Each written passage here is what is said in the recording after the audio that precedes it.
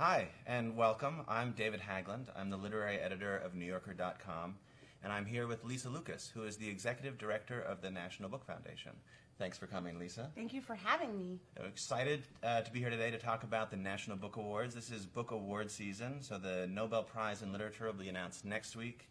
The Booker Prize will be announced a couple weeks after that, and today we are going to announce for the first time the 20 finalists for the National Book Awards. Yeah, we are. I can't believe it's finally It's finally here. So before we do that, Lisa, why don't you tell us a little bit about the National Book Awards? Sure. There are other awards you guys give out. You've been around a long time. Yeah, absolutely. So the National Book Foundation has been around since 1950. This is our 67th awards.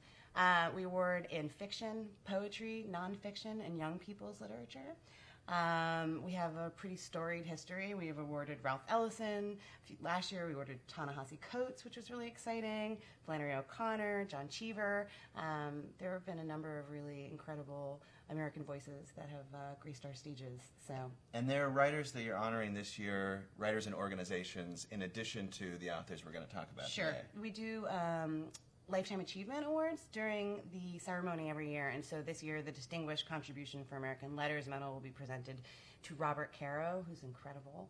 And we have a Literarian Prize, which is Outstanding Service to the Literary Community, and that's going to be presented to an organization for the first time this year, and they are Cave Canem, which is a poetry collective that is celebrating its 20th anniversary this year. Can you tell us a little about what Cave Canem does? Sure. Cave Canem does a retreat. They support their authors. They really create a safe space for Black poets to create innovative work and feel supported and get that work out there. And they've been really impactful. We've had a tremendous number of Cave Canem supported poets at the National Book Awards. So we're thrilled to get them some shine this year. And the awards themselves that we're going to announce, the finalists we're going to announce today, are in 4 categories. Yes.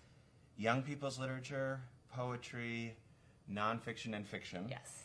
Now, these awards have been given out for how long? This is our 67th time.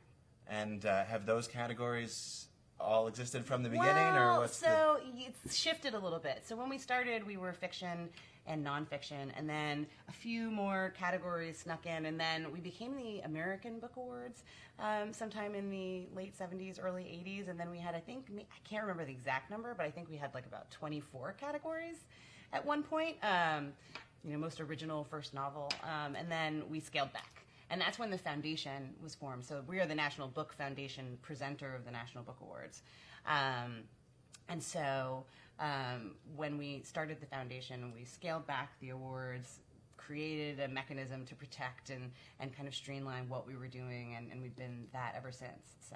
And you also have 5 Under 35. Yeah, we have 5 Under 35, which is super exciting.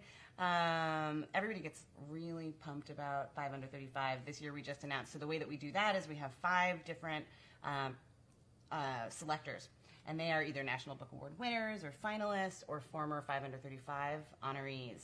And so this year, and forgive me because I did not prep to announce all of the 5 Under 35 ones.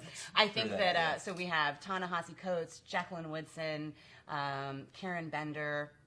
We have, there's one more, who else is it? Lauren Groff and Amity Gage are the selectors. And then this year's honorees are, we have Esley, there is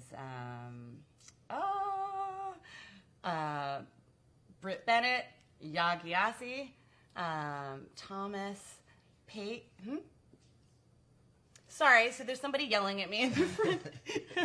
Thomas Pierce, and then Greg Jackson. Great. And those are 5 writers who are all under the age of 35. All 5 and they're writers. being celebrated. And they're debut novelists. All right. Or debut writers. So some of them are story collections. Okay. Well, let's announce the finalists. Are we really ready? Yes, I think we're ready. I've been holding on to this information for so long. It feels so weird to tell the world. Okay, let's do it. All right, I'm going to turn it over to you. The first category is what? First category is young people's literature. All right, here we go. So we have, first up, Rainy Nightingale by Kate DiCamillo. March, Book 3 by Congressman John Lewis, Andrew Aydin, and Nate Powell. When the Sea Turned to Silver by Grace Lynn. Ghost by Jason Reynolds.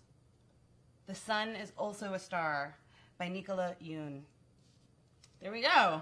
Those They're sound out great. there. And so we have all of the books, which are beautiful. So here they are. Got Raimi Nightingale, which is this gorgeous edition about 3 girls in Central Florida. Friendship, perseverance, love and loss. And Congressman John Lewis. This is like an autobiographical graphic novel about the civil rights movement. So that's another one. Another one, Grace Lin, which is inspired by Chinese mythology and really gorgeous and illustrated by the author.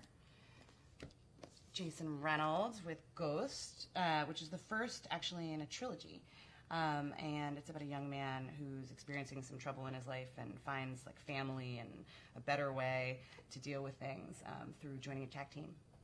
And The Sun is Also a Star, another beautiful one, which is about, it's a love story, and it's set on the day of a young woman's family being deported, potentially. And so it's like kind of tragic and multicultural, but also really beautiful and moving. It's great. So these are our books. Wow. Here they are. Congratulations. Congratulations. So in that category, there is fiction, nonfiction, illustrated, not illustrated. It's a kind of it's whole really range. like a whole mix, so it's really exciting. And they've got the stickers on already. Yeah, there they go. That's very exciting. All right, what's next? Okay, next up, poetry. All right, so I'm going to show the books as I do it this time. Sure. So first up, we have The Performance of Becoming Human by Daniel Borzutsky. Next up, Collected Poems, 1974 to 2004 by Rita Dove. There it is. It's a gorgeous book. Beautiful. Next up, we have Archaeophonics by Peter Gizzi. There you go. And The Abridged History of Rainfall by Jay Hopler, which we made one at Kinko's because it's not out yet. And then finally, Look by Solmaz Sharif. So there we go. These are our poetry crew. Congratulations. Congratulations to all of the poets. Now, you mentioned that one of them is not out yet. Yes. So the judges read books that have come out from January to December. It can be all the way up until November when they do the submission. So sometimes we're looking at manuscripts, or not we have a pool of judges that are looking at the books. We don't actually make any decisions at the foundation.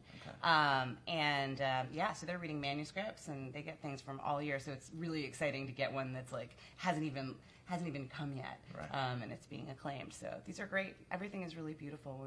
We're so proud of this group. And it looks like a range of publishers, too, from some of the smaller publishing. There's this Daniel Borzutsky's is from a really small press, Brooklyn Arts Press. And so that was really exciting to see, just because, I'm sure they were really shocked right now in this moment to find out that they have a finalist on their hands. Well, congratulations to Brooklyn Arts Press. McSweeney's is in there, Grey Wolf Press, Norton. So it's great. All right. What's next next? up, okay. Now we have nonfiction. So let's start with Strangers in Their Own Land, Anger and Mourning on the American Right by Arlie Russell Hochschild. And I'll show the books at the end this time. Stamped from the Beginning, The Definitive History of Racist Ideas in America by Ibram X. Kendi. Nothing Ever Dies, Vietnam and the Memory of War by Viet Thanh Nguyen. The Other Slavery, The Uncovered Story of Indian Enslavement in America by Andreas Resendez. And finally, Blood in the Water, The Attica Prison Uprising of 1971 and Its Legacy by Heather Ann Thompson. So these are, we'll keep you reading for a while. They're definitely not a small pile. And they're all incredible. I'm really excited. I just feel like there's something to learn from every single one of these books. So here they are. They're really beautiful. And they all have your finalist stickers on them. Congratulations to the nonfiction finalists. Congratulations to nonfiction. All right. And now, last but not least, we've got fiction. And let's start. First up, we have The Throwback Special by Chris Batchelder. News of the World by Paulette Giles. The Association of Small Bombs by Karan Mahajan.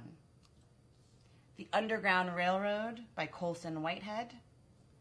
Another Brooklyn by Jacqueline Woodson. It's a great list. That's a great list. Should we show them the yeah, books again? let's do the books. So we've got Chris Batchelder. Actually show you the books. You can see it. News of the World. The Association of Small Bombs. The Underground Railroad.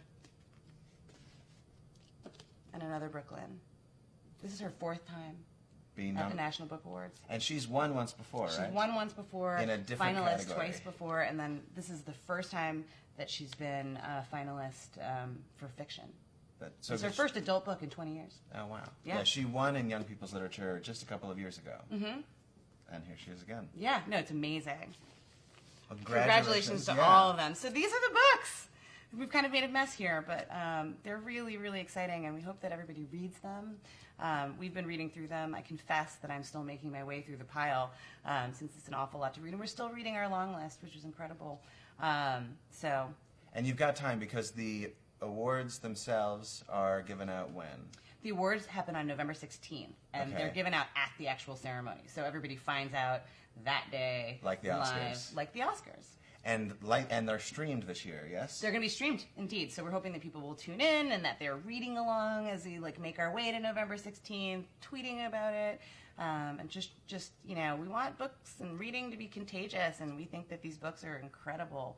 And so our hope is just that people actually check them out. I think there's often a lot of conversation. Oh, this book didn't make the list, or this one didn't. But oftentimes we watch the movies that are celebrated Right. at the Oscars, and so my hope is that we'll check out the ones that we're surprised by or that we don't know if we're interested in, because the panel of judges are all incredible writers and incredible readers, and they worked very hard.